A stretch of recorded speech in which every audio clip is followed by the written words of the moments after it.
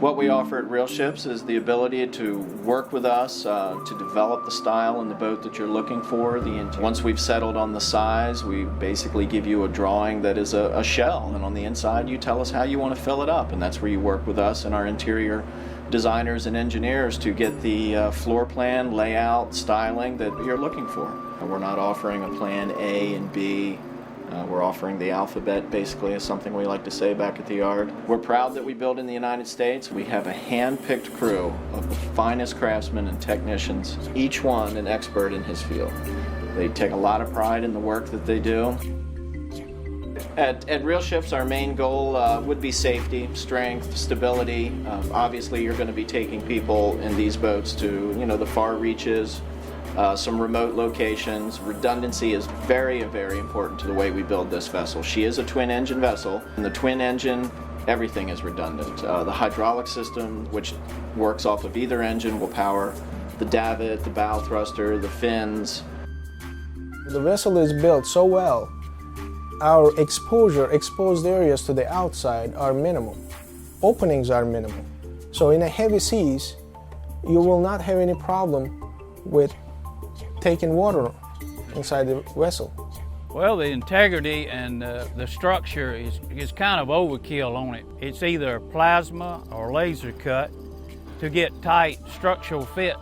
The integrity, especially with the bogus bow and the thickness of it, has a big difference in the strength. This here would take a lick 10 times as much as what a fiberglass hull would take.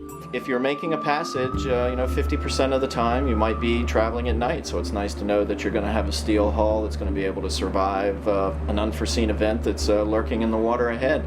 The finishes today, the paints we use, the primers, the fairing compounds have revolutionized the way we build steel boats. A well-built, properly painted steel boat is going to outlast a fiberglass boat, have less maintenance over the long haul because of the strength and the rigidity of the steel, the structure. We don't have cord materials inside a steel deck that you would find in a fiberglass boat or a fiberglass hull. So there's no water intrusion that's going to cause problems down the line that you see every day in fiberglass boats. And most people who get to a boat of this level and this price range have probably owned a few fiberglass boats in the past, and they know the type of maintenance issues I'm talking about. So in case of an emergency repair needed, we can go anywhere in the world and find qualified steel workers, because steel has been around for so long, and get our repairs done in a very timely manner. If we had fiberglass or composite materials or any other materials than steel, we wouldn't have that advantage at all. We use aluminum in the superstructure, obviously for the strength and the lightweight. Keep the weight down low. In a fiberglass boat, they would add, perhaps in a boat of this size, 6-7 tons of lead to the keel to give it proper ballast. We start with that ballast. Our keel in this boat, Aventura, the 77-footer we're sitting on now, I think the keel in this boat weighs about 3 to 4 tons. It's 1.5 inches thick of solid steel. With a Real Ships yacht, we are getting the best of both worlds.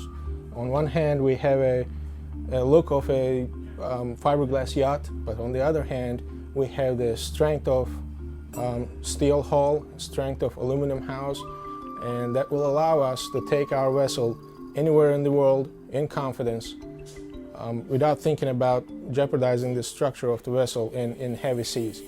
The paint job on here is much superior to most yachts because of the type of paint we use, to the point to where a steel hull is maintenance-free as a fiberglass hull. The visual aspect of the entire vessel and the design is awesome.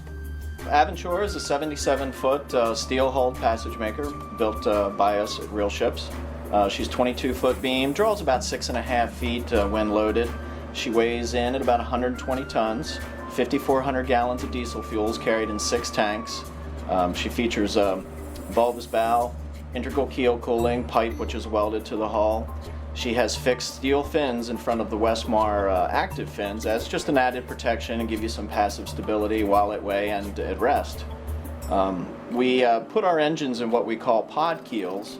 This gets our engines further back in the boat and down lower, puts the engine room actually in the back of the boat. You know, why should you give the best real estate, the center of the boat, to the engines? Give that to the owner. That's where the comfort is in a seaway when it's rough. The shafts on this boat are only 7 feet long, straight shaft, traditional drives by putting our engines in those pods. Wheels are totally protected with keel shoes, large barn door rudders, just a great boat to handle, easy to maneuver in tight spaces. With the twin engines and the 100 horsepower Westmar hydraulic bow thruster, you can just put her anywhere you want in any wind, any type of current. It's just easy.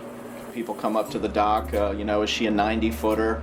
I think it's the size of the Expedition, the way it's laid out. It looks like a much larger vessel. We have 7 foot of headroom throughout. Even in the engine room when you walk in, it's 7 feet. It does taper up a little bit in the back, but it's a very roomy engine room. And the master stateroom on Aventura is midship, as I said earlier, the best real estate in the boat. It's a lofted stateroom. It has a sitting area, which is higher than where the queen bed is located, which is down in the lowest part of the boat. The headroom in that area is about 9 feet and it has a ceiling fan. She may be an expedition vessel that is going to go to the hard places, but she's a beautiful vessel inside, with all the amenities you would expect in a boat of this size and value. I sit down with the owner and we interview each other, and that gives me a good idea of their likes and dislikes. It automatically points me in the right direction. They wanted a trawler because they want to do transatlantic trips. This would require a very strong boat, very stable, but also very roomy. They are going to be living on board the boat for long, long periods of time, and it needs to feel as much as home as possible. They did explain to me that a 1920s, 30s look is what they were looking for. We wound up with the raised panels, with the satin nickel finishes, keeping, again, everything on the quiet side, but giving it just enough luster. Everything was catered to their feeling.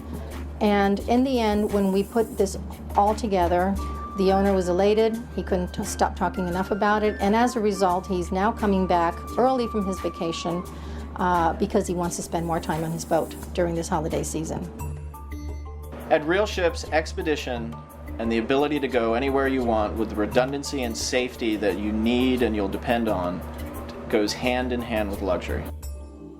I'm proud to have worked on this yacht. Aventura is a work of art, both inside and out. Safety, luxury, peace of mind, Real Ships.